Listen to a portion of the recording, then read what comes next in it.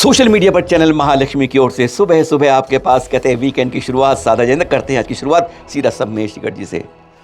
आज ऐसे दृश्य हैं जो कुछ कैमरे में कैद किए, कुछ कैमरे में नहीं कैद कर पाए, क्योंकि वह ऐसे दृश्य थे कैमरे में ना कैद करने वाले जो बहुत ही भयंकर थे। देख रहे हैं कितनी भीड़ चल रही है समय। बस इसी तरह भीड़ के बीच में जूते चल रहे हैं।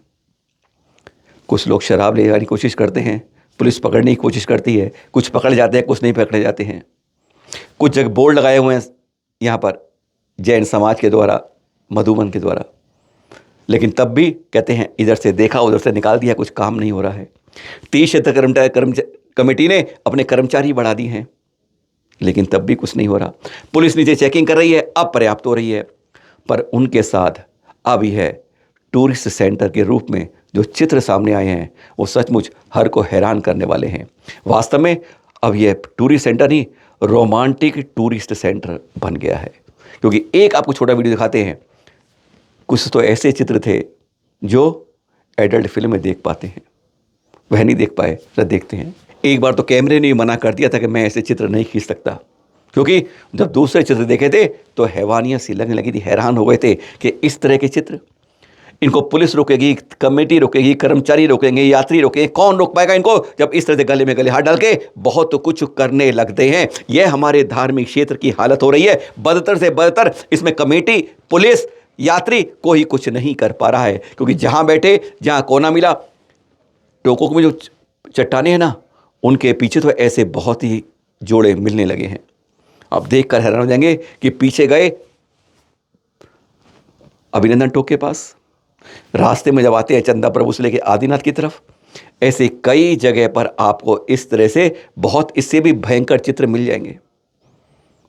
जहां पे आपकी वो रेस्ट बेंच लगा रखी है, उसके पीछे रेस्ट शेड जो है उनके नीचे ऐसे दृश्य देखकर जो चित्र नहीं दिखा सकते आपके पास, केवल संकेत दे रहे हैं। आज इसके लिए जागरूक होना पड़ेगा, बताना पड़ेगा, अरे धर्म के क्षेत्र में आ रहे हो, इस तरह से रोमांटिक करने की जगह यह मजनू का टीला बनाने की जरूरत नहीं है कि जहां पर आप इस तरह से बैठ कर ये क्या कर रहे हो नहीं कह सकते आपसे। बस जागरूक रहिए। जब कोई यात्री देखे तो यात्रियों को तीर्थ सुरक्षा कवच के रूप में तीर्थ रक्षक बनना होगा। हाथ जोड़ के भैया यह आप क्या भाई बहन हो, यह कह दीजिए। और यहाँ पर इस तरह से करने की यह दृश्य नहीं है, यह वहाँ का तीर्थ है, कोई मजनू का टीला या रोमांटिक प्लेस नहीं है। जागरूक होइए, शिखर जी को रोमांटिक मजनू के रूप में ना बनने दीजिए। हो सकता है ये रिपोर्ट पुरानी हो, लेकिन इसने एक प्रकार से चौंका दिया है हमें। सुदीप जैन मेरठ के हैं, उन्होंने ये भेजी है, जिसमें याद होगा आपको ना, जब बताया था जैन समाज के एक प्रमुख कवि हैं सौरभ जैन मेरठ के, उन्होंने उनके घर पर एक पत्थर फेंका गया था। हमने भी बात की थी उनसे, तो पता चला किसी अज्ञात ने भेजा है और हमने उसको गिरनार प्रकरण से जोड़ लिया था। उन्होंने भी कहा था कि गिरनार से किसी ने ऐसे पत्थर के अंदर चिट्ठी लपेट डाली है, इसके लिए हमारी सुरक्षा बढ़ा दी जाए, जान का खतरा है। लेकिन ये जो रिपोर्ट आई पुलिस ने, इसने बहुत कुछ अलग कर दिया है। सही क्या है गलत क्या है यह पुलिस ही जानती है या सौरभ जैन जी मानते हैं, पर इसमें यह लिखा है कि जो FIA कराई गई उसकी विवेचना रिपोर्ट में लगता है कि ये जानबूझकर गलत रूप से कराई गई, जबकि ऐसी कोई सबूत नहीं मिले हैं। और उद्देश्य लगता है कि उन्हें अपने लिए गनर रखना था, जैसे उनके पास है हर जगह मिल जाए, शायद इसलिए अगर यह झूठी रिपोर्ट कराई गई तो ये जैन समाज के हित में नहीं है। ना हम दूसरे पर आरोप लगाएं, वह भी गलत है, और सौरभ भाई अगर गलत है तो इसके बारे में हमें क्षमा मांगनी चाहिए कि मैंने गलत कराया था और आपको लगता है सही थी, तो इस बात को उठाना चाहिए। बड़े बिजनेस अखबार, देश नहीं विश्व के, economic times of India group का, इसकी इस खबर ने एक प्रकार से जैन समाज को झकझोर दिया है। मोतीलाल ओसवाल जी, बहुत बड़ा ग्रुप है वेल्थ मैनेजमेंट में, ये कैप्टन फ्रेश में 100 करोड़ रुपए मीट के लिए इन्वेस्ट कर रहे हैं। हाथ जोड़कर मोतीलाल ओसवाल जी से कहें, मत आज पंथवाद को पीछे मत लाइए कि एक दिगंबर भाई है, श्वेतांबर भाई, मत कीजिए। एक जैन के रूप में कहना चाहेंगे कि जब वो मीट का कारोबार होता है, जीव हिंसा होती है, यह आप भी जानते हैं, जग जानता है।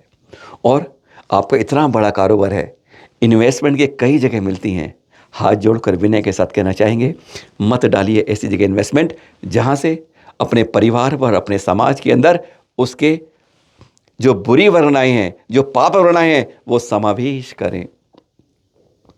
100 करोड़ रुपए हैं कहीं और में। मोतीलाल ओसवाल वेल्थ मैनेजमेंट बहुत फेमस है, लेकिन कैप्टन फ्रेश की मीट के अंदर इन्वेस्टमेंट करना कहीं भी उचित नहीं होता।